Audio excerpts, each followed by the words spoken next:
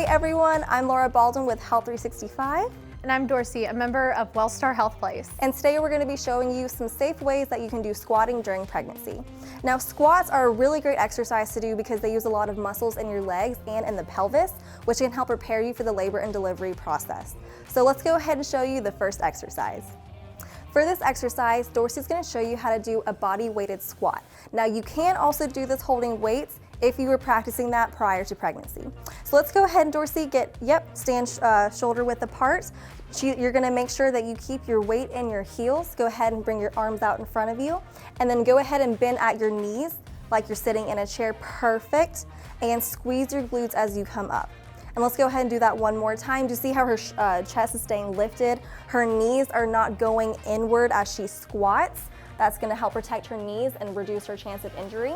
So how do you feel doing this exercise, Dorsey? It feels good. Awesome, awesome, very, very good.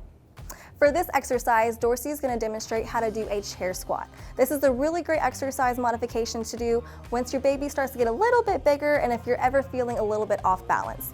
So she's already standing a couple of inches in front of this chair here. We recommend you use a chair that's not going to be pushed out from under you.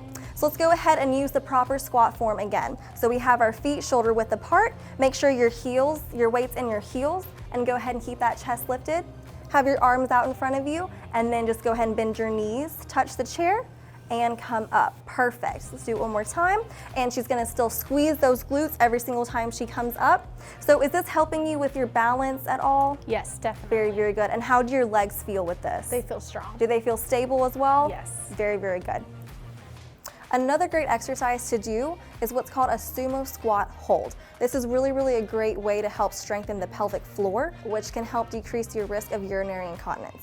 So let's go ahead, Dorsey, have your feet pretty wide. And what's really great about this exercise is you don't have to turn your hips out farther than you can make them go. So if this is your normal range of motion in your hips, that's great. You're gonna go ahead and sink down into a squat and hold for 10 seconds. And as she's holding, she's gonna perform a Kegel exercise. To do a Kegel, pretend like you are trying to stop the flow of urine.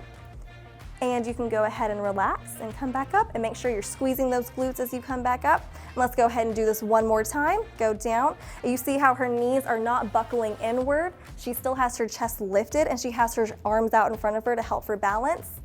And come up and squeeze those glutes. Very good. So as your pregnancy progresses and your baby bump starts to get a little bit more in the way, you might notice that your center of gravity is a little bit off and you might feel a little bit off balance. Using an exercise ball is a great way to still be able to do a squat. So what you're gonna do is you're gonna put this on the wall. Dorsey's gonna put this right behind you, right above the low back. And then you're gonna have your feet come out a little bit in front of you so that way when you go to do the squat, your knees are still bending at a 90-degree angle. So let's go ahead and have your arms out in front of you and then keep your chest lifted, perfect. Still squeeze on the way up. And let's do that one more time. And up. Do you still feel pretty on balance using this ball? Yes. Very good. Awesome.